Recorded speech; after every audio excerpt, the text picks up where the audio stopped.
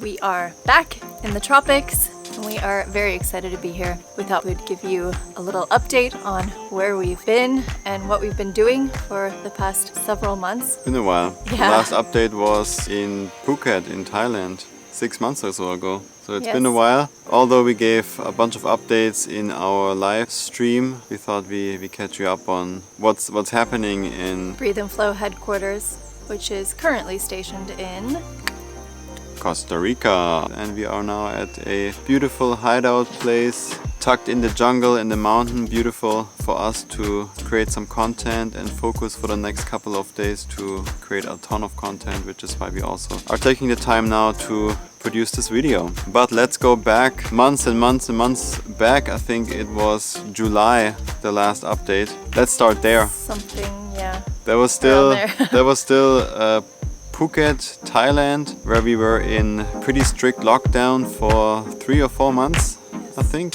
Very strict lockdown, which was, thinking now about it or looking back at it, was very good because they were very strict. You could only go from your home to the grocery store and then back. And they closed the sub-district, so you could only go a mile radius around your apartment or your house, and that's it. Beaches were closed, buses were closed, airports, everything was closed. So even if you wanted to leave and go to somewhere else, we couldn't. Everything was closed, like a real lockdown. First time we went to the beach was a surprise from Flo because he always drove the scooter, so I'm just always along for the ride. But it was my birthday, and so we got to go to the beach and check out Bre and Flo and walk out really far into the water, even though it's still very shallow. And that was a glorious birthday treat, was to finally put my feet in the water in Thailand after being there for 3 or 4 months, after only being 5 minutes from the beach and not being able to touch the water. So that was such a wonderful birthday present. As some of you noticed, and we filmed a ton of content there. So in that house with the gray wall with the tiles, that was filmed at our lockdown house. And since we could not go anywhere, we filmed about 100 classes or something like that, 100 videos, and also handstand program, launched Patreon, filmed Embark program, the beginner program. So a ton of content is what we created there and focused fully on that. And I think we ran out of content in September or something, so we had content for months, which was very good because then we could slow down a little bit in between. But we were kind of waiting just for the day that the buses were going again, that the ferries were going again, flights, and that date kept getting pushed back and back. Finally it happened, I think in July, and we waited for a little bit because there was a lot of people stuck in Phuket, so we didn't want to be at the airport with hundreds or thousands of people that also want to go somewhere. So we waited for another extra week and then took a bus to Koh Phangan. So we went from Phuket through the south part to, I think, Suratani, where the ferry is, and then from there with the ferry to Koh Phangan because we heard and got invited to this incredible detox retreat yoga center called Orion. Yes. And so we were super stoked to leave our lockdown home and go to an island, see something new, see new people, be with yoga people. There's a big contest community there, so it was just amazing timing to go. When we arrived on the island, it felt very foreign to us because we had been wearing masks for 3 months, and when we got to the island, they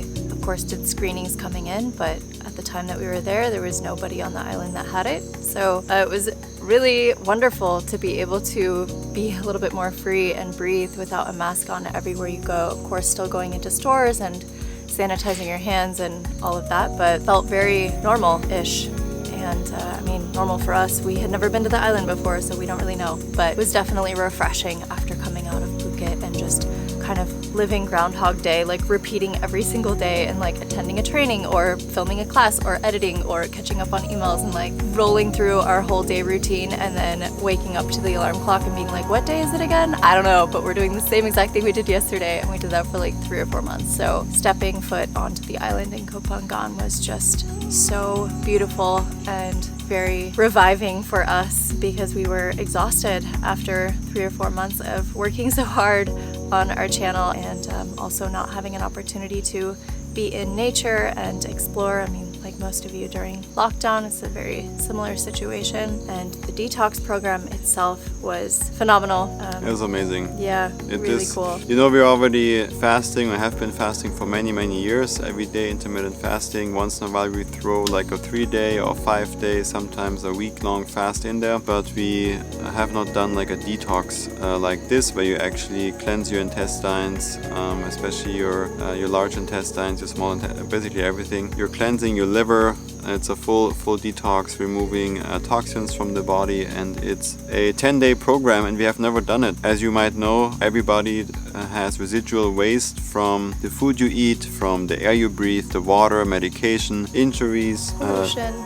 Pollution, like dental work you're getting done, whatever it is, there is toxins and pollutants coming in your body, and really depending on the food you eat too, you have a lot of that stuff sitting in your intestines, and it just takes lots of energy. It creates sickness, it creates discomfort. But even if you're feeling fine, because we're feeling fine too, you still have it in your body, you still have it in your intestines. And we have been eating plant-based for a long time, a vegetarian for a long time, and plant-based for a long time. But before that, we also ate things that were not so good for our body, and so we were thinking this kind of stuff is probably still residual somewhere in the intestines, still somewhere in our body, and we have not done a detox like this before, where we really flush out everything and cleanse everything. And so we were thinking it's about time to do this. If you have not done this with 30 plus, then you know it's about time to finally get something like this going. And so we were super excited to go into that and do it, learn more about it. And the venue was just incredible. Right by the beach, very beautiful center, really nicely set up. We were able to stay on the property while we did the detox, which was amazing. They have daily yoga classes, meditation classes, both strong classes, power and vinyasa, and also yin and meditations and breath work. And every day people are coming to host workshop. It's just amazing space for people, for teachers, for healers, for facilitators that want to offer something right up our alley. Yeah, it was great. We would be in town and then over here, people just chatting, and they'd be like, last night I had some tarot card reading, and then I went to this ecstatic dance event, and then tomorrow morning I'm going to wake up early and do my breath work before yoga. And I'm like, where are we? This is amazing. Wonderful. Really, really cool. Cool space to be in, where a lot of people are just working on themselves and working on each other and sharing their gifts with each other. So it's a really welcoming and supportive space and island to be on. So we're just very grateful we had the opportunity to go, and of course to do the detox. Highly recommend you do it the first time with a professional guide, so don't do it on your own at home. And it's also harder to do it at home when you have the fridge full of stuff and maybe roommates or friends calling to go out to eat and stuff. It's way harder. It's really worth it to do this, I would say, life-changing trip, to go there and then do the detox, take two weeks of vacation if you can, and then do the whole thing, have a couple days before, a couple days after, and then do the full detox there, and you get the most out of it. It's absolutely worth it. Even if that's something you're doing only once in your life, really take the time to do it. Even if you're not able to make it to Thailand and make it to Orion, we understand that that's not possible for everybody. So we also don't want you to make that an excuse to not take care of your body, not take care of your health, not to cleanse, not to detox. Scope out some resources in your area. Maybe there's something that's local that you can also check out and explore. Maybe try that the first round and see how it goes, and then maybe down the road you can bookmark Thailand and make your way there and check it out too. We also had the opportunity to teach a couple of workshops there, which was absolutely amazing, with all these beautiful souls and yogis to practice again, to teach in person. It was all free classes, and we just wanted to offer something because we also missed teaching in person, and so we were able to teach a couple master classes and workshops. It was just amazing experience. Made us feel so good and re-inspired. Got us excited again to teach in person. Yeah. Because we miss it, and we had to cancel it all, as you know, for this year, and so we miss it, and this was a nice replacement. Well, we spent almost a month, I think, in Koh Phangan. We really enjoyed the island, but then we felt it was time to move on after a while, and we were again packing up our backpacks and heading up north on the night train, which was a fun experience. Mm-hmm. It's first the ferry back to the mainland, and then 14-hour night train to go up from Suratani up to Bangkok, and so we finally got to Bangkok. Great to come from a small island, I don't know how many people live there, to a really big city, several million people in Bangkok. We found a really dope Airbnb that we were able to stay in, and it had a really awesome rooftop pool, and we wanted the gym and the pull-up bar again because we also missed that. It's so important. I mean, if we go to an Airbnb and have a pull-up bar and enough space for yoga, it's almost a yes that we're gonna book it. Yeah, and Wi-Fi with good upload speeds for YouTube videos, then we're basically sold. Yeah, that's all we need. Yeah, but the fact that this one had a rooftop pool as well and a nice platform at the top so that we could practice yoga and overlook the city skyline, it was just unbelievable. Really, really beautiful experience, and also really cool to be in Bangkok and be in another big city again. It had been a while, maybe since even New York or something a year ago, so that was really fun. There we went to a lot of temples, to markets, if they were open, and just explored the city. We love going to coffee shops, just checking out the local vibe. We are not really into checking off sites and going to things and, oh, I saw it, okay, let's continue. We rather go into like a coffee shop and just have a coffee and talk about something, plan the next program or plan something for our channel, for our business, for our brand, and then we just look around, feel the vibe, see what people are doing, and just more of a local view of things. Markets, we love markets. As far as they were open, lots of them were closed, of course, so there was not much going on. Not that many tourists actually at all, which is kind of expected to during that time, but there were still some in the country, and I think they have been there for several months, just like us, kind of like long-term tourists, because they kept extending the tourist visa. But then of course they had to set some end date and then people had to leave. While we were still there, it was still all good, and some other people were there, so very few people when we went to temples. It was amazing, made for some really good photos. I don't know how the places look usually when you go, but it was very empty to say the least.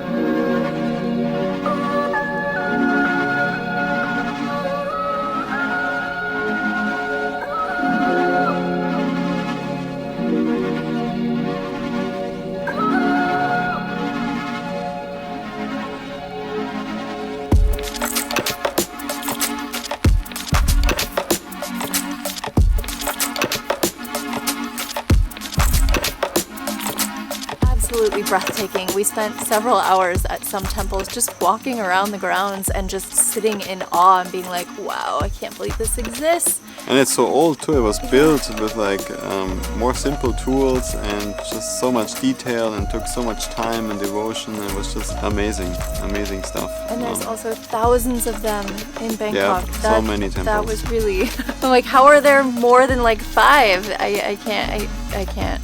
I think one day we went from temple to coffee shop to temple to coffee shop to temple, coffee shop, and so on. We did like 5 temples also in one day, and I think then we had enough of the temples. We saw the ones that we wanted to see and the places we wanted to check out. It was fun to take the ferry boat every day. There's like a ferry taxi. It's like there's Bangkok has lots of rivers. They even call it, I think, the Venice of Southeast Asia, I think it's Bangkok. Yeah, so they have lots of canals and lots of rivers, and also those boat taxis, because traffic is pretty crazy. We usually walk everywhere or take the subway. Rarely we take a tuk-tuk or like a taxi or something, so we wanted to go with the ferry boat, which was super fun to go through the canals and just kind of see left and right how the life is that you usually don't see if you're not on the water. So it was a very fun experience. It felt really good to be in the big city after the small island Koh Phangan, to experience the big city vibes again. Being in Bangkok was just so great. We spent a week there, dove fully into the big city life. Really loved it. Very vibrant city. Was a nice different energy. Was really good. We had one more stop on our list that we wanted to go to, which is heading up north, very north, to a small town called Pai. Some of you recognized it from the meditation class we did with the Pai Canyon where I filmed Bre, where we also where you're overlooking the whole canyon. Beautiful small mountain town in a very green forest, jungle almost, I would say. They have also lots of coffee plantations there, so it's a place very well known for coffee. If you are a coffee lover, then highly recommend going there. It's not the only reason we went, but... Not the only reason, no. Of course not, but it's just a small beautiful town. Not many tourists, not overcrowded or anything. Lots of outdoor things to explore, hikes, caves. Lots of caves actually. I think thousands of caves. Yeah, we went to some, and a lot of them were because of the rain flooded, so we couldn't go. But there's apparently lots and lots of caves. So I think it's worth going back just to see a couple of caves for several days. Yeah. So we took again the night train from Bangkok up to Chiang Mai. Another 16-hour night train or something. It was great. The night train thing is just amazing, guys. If you have the opportunity to do it, it's just so fun. It's pretty low cost. It's also more better. It's also better for the environment. Better for the environment instead of flying or taking your own bus or taxi or something. You're with more people, so it's better for the environment. And you can just sleep. So you also save the night on staying somewhere. It's just great. It's super clean, super safe. It's all good. We really liked it. They come and make your bed at like 7 p.m. because it just looks like a train seat, you know. So you're sitting like as you would on a normal train, and then at 7 p.m. the workers come down and they like make everybody's bed with fresh sheets and fresh pillows, and it's so awesome. They're very efficient about it too, so it's actually kind of fun to watch them make the bed because they're just like they got the system down. Yeah, they got it down like 30 seconds, bed made. It's great. And they're like, okay, good night, enjoy, and it's great. You can just hang out in bed, and we were like left and right on the bottom bunk bed. Yeah. And then we're looking over and like, hi. Pulling out the curtain like, good night, baby, good night. It's so cool. It was a very cool experience. And then to also wake up in the morning and the train is still going. And it's sunrise, and you might be on some countryside. The train is just going through fast, and you're like looking out. You're like, amazing. Yeah. You see like parts of Thailand that you usually would fly over or maybe not even see if you're taking the car, but with the train you can really see like the countryside, and you get a different feel for the life there, a little bit at least. Once we got to Chiang Mai, we got a scooter. Some of you recommended to us to absolutely take the scooter from Chiang Mai to Pai and drive through this mountain road, very curvy mountain road. I think over, was it 300 or 700 turns? 700. 700? Yeah. Okay, so over 700 turns from Chiang Mai to Pai, and so we were like, let's do it. Sounds fun. It was raining that day, so it was not like a dry ride. We had to put on the raincoats and like everything, but it was still fun. We took 2 scooters for that reason, and then drove from Chiang Mai basically right after we got to Chiang Mai with the train. Took the scooter and rode the scooter from there to a coffee shop first, of course, first take some coffee. And then we rode all day to Pai, and Bre did such an amazing job. Thank you. Usually it's just me on the scooter and Bre is jumping on the back and she's holding on like a little koala, and then I chauffeur her everywhere. It's even no matter if it's in Bali or Thailand, or it doesn't matter where it is. Usually I just drive the scooter, and we get a bigger scooter too. This time we got 2 smaller scooters, and Bre, I'm very proud of her. She rode all the way on her own through those 700 turns with the backpack on and the raincoat, and you did so great. Thank you. It was so fun. Amazing. Loved it. I've of course driven motorcycles before. My family has them, and grew up riding them, but never ever that far, and definitely not in a foreign country. So that was a new on experience. the left side of the road. Oh yeah, the left side of the road. Oh my god.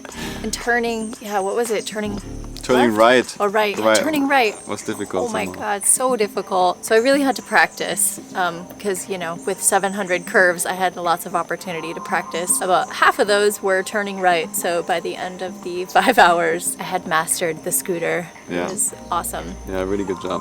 Really good job. I think it took us all day. Yeah, but the main reason we did it, we took 2, is because we each had our own backpack. Usually we have our backpacks at the Airbnb, and then we can both hop on one scooter, but in this case we were one-way direction, 5 hours, so we each had our own backpack on our back, riding behind us, so our backpacks were koala-ing us instead. Let's close up this Thailand chapter. So after that we went to Bangkok, headed back to Bangkok, and then flew to Germany.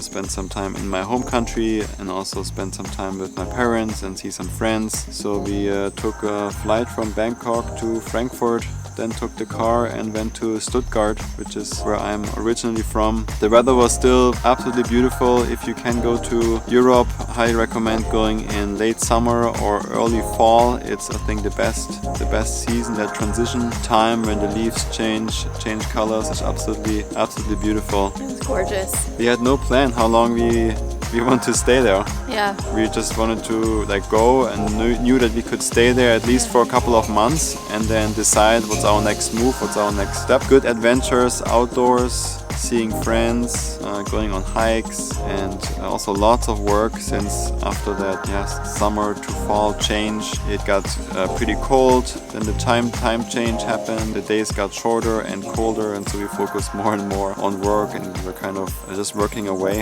and figuring out our next steps. And also at the beginning of November, a lot of lockdowns started happening in Europe for the second wave. So couldn't travel, huh? Yeah, so we couldn't travel, and we also could not meet up with a lot of people, unfortunately, that were messaging us and wanted to connect for hikes and coffee and yoga. And so that was kind of a bummer too, because we were excited to be in Europe and see a lot of people. And we touched down, and then we basically weren't allowed to go anywhere or see anyone besides our close friends and, of course, family. So that was, a little tough too. It kind of felt like Thailand over again, where we're in Thailand and we want to hang out with people and we just can't. Still feeling a little bit restricted in Germany and in Stuttgart. Like we really couldn't even travel around that much because a lot of the cities also began to do lockdowns too. So the states within the country started to kind of close, or you had to quarantine, like all this kind of stuff, and then the countries around Germany closed, so we couldn't go to any countries. We made a quick trip to Austria to see some friends, but then when we came back, it was already again closed, so you couldn't come back, and then everything around it closed, and we're like, okay, it's just what it is or what it was, and we knew it's fine and it's all gonna be good. We just shifted gears and focused again more on us, just like we did in Phuket or in Thailand while we did the lockdown, while we were in lockdown. We again in this kind of second lockdown that happened there, we shifted gears again and focused on work. Also when we were in Austria, we did our high intensity program called Pulse. So if you haven't scoped that out yet, then you can check that out. That was a really fun program for us to film, and we did it at the retreat center that we're actually going to be hosting our retreat at in Austria in September. That was amazing to be there in person and to see the venue and be in the Alps and explore that whole area. It was still summer, I think, in Germany when we went then to Austria, and all of a sudden it started snowing. We were like, oh man, what is going on? My parents already warned us. They're like, it's gonna be cold there. We're like, yeah, it's fine, just bring your coats. We're like, yeah, it's fine. We're okay, but it was very cold. It was freezing, it was snowing, everything, and we just came from 6 months of Thailand, like 30 Celsius or like 85 Fahrenheit. But it was a change, but we loved it. We loved the cold. We actually really like it. We embrace it. Finally, cold water again, cold air. Clean, cold air was just so good for us to breathe. The 6 months in Thailand were kind of making us soft a little bit, being in the humidity and in the heat. And then going to Germany, being in cold weather, or Europe, being in the cold weather and clean air and cold water and all this good stuff was just a nice refreshing. But we don't want to make this a 1 hour update. That's what we usually do our live streams on Patreon for. People on Patreon, they know what's currently going on in our life. They get the monthly update on kind of all the stuff that we told you now in this massive long video. They get this update every month. So if you're not a Patreon supporter yet, you get not only exclusive content, which is a handstand program, exclusive meditations, longer meditations, and also long yoga classes. So all the classes there are at least 60 minutes long. You don't only get that, but you also have the chance to get the monthly live Q&A with us. So every month we go live from somewhere in the world and we answer all your questions, and we also give you an update from our side, kind of like what we are doing now. So if you enjoy this style and you want the long classes, then check out the link in the description below. Head to our Patreon, become a part of our wolf pack, support us on this mission to create more awesome, high quality content here on YouTube. After Germany, after working hard and the seasons changing, it slowly turned into winter and the leaves fell and everything started to become a little bit more gray. The lockdown was getting stricter, so we were thinking it's time to leave and go somewhere else, which was then the perfect time that Costa Rica announced that they are opening the borders now to all the countries. So we looked more into it, what's the requirements, what's Costa Rica like. We have never been, and then we decided to pretty spontaneous to book a flight and pack up and go to Central America to Costa Rica, which worked out very smoothly. The flight was absolutely smooth, super clean, all safe. Actually traveling and flying right now is one of the safest areas you can be in. It's a lot safer to go to a airplane than, for example, go to a grocery store based on the science behind it and the cleanliness. Yeah, there's even some studies on it. We were surprised too. Which brings us back to Costa Rica, at least while filming this. It's been 2 weeks and we are enjoying it. We love the weather. It's again summer weather for us. Jungle, a little bit humidity, but really good vibes. Just amazing time to be here. We love the tropics. We love this weather. We love waking up with the sunrise and having it be... Oh, the sunrise so early. Yeah. 5:30 is the sunrise. How amazing is that? That makes getting up at 5 or getting up at 4:45 even easier when the sun is coming out at just 45 minutes later and you're already waking up and there's dawn and it's not completely blackout like it was in Germany. We got up at 4:45 and then sunrise was at 8. So like 3 more hours still dark. Yeah. Still working, still dark. But it's fine. It still works. Yeah. Of course. Shouldn't be an excuse. It just makes it easier. We're grateful to be back here and check out a new country. We're not doing a whole lot of exploring right now. We spent most of our time in Nosara, a little beach town, which was really beautiful and just down to earth, and also lots of vegan restaurants and just chill people, really cool energy, pura vida for sure. Yep. Very relaxed and really laid back and grounding energy to be around. So it's been very refreshing for us after coming from Europe. We're just very happy to be here, and we'll be here for at least a few more weeks, maybe into the new year. We're not quite sure yet. We don't have an exact game plan at this point. We're filming a lot soon in the next week or 2. We have a new program that we are also filming starting tomorrow. Start that off, and that will be here on YouTube for free. We'll announce more of that soon, but that's our plan. Just to hunker down, ground down, enjoy the beach, the surf, the weather, each other, the practice, the food, and continue to create content so we can keep sharing more stuff with you guys. So thank you so much for being here with us, for practicing with us, for making it through this entire vlog. We know this was a novel. Massive update. It's a very long update. Good job watching through all of it. I hope that B-roll made it a little bit more enjoyable. Yes, we'll do them more off so that they're not as long. So thanks so much for watching. Thanks for being patient with us, for staying through the entire video. You are amazing. Let us know if you have any questions below in the comments. If you like this video, hit the like button. Please subscribe to the channel, and we will see you in the next video or class or whatever it is. Take it easy.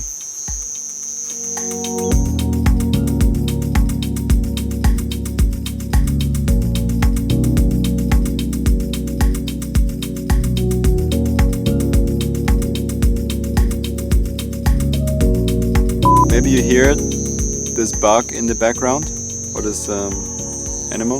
Bird? I don't know. It comes out at night. It's also, I'm not sure what it's called. If you know, then and there I see this frog again.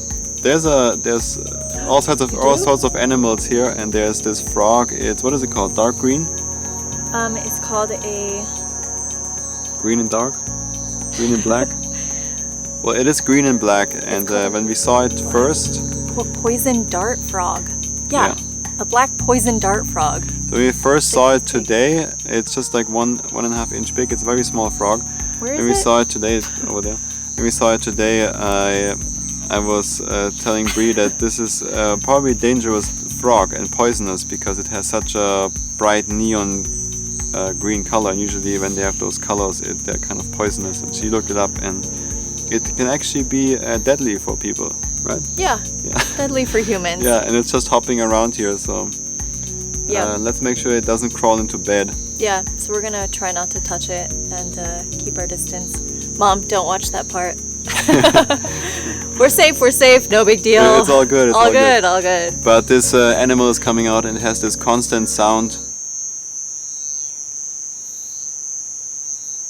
Yeah, that's the sound, so we will finish here, otherwise it's gonna be the whole time, because it doesn't stop the whole night. It's going until sunrise again, and then it stops.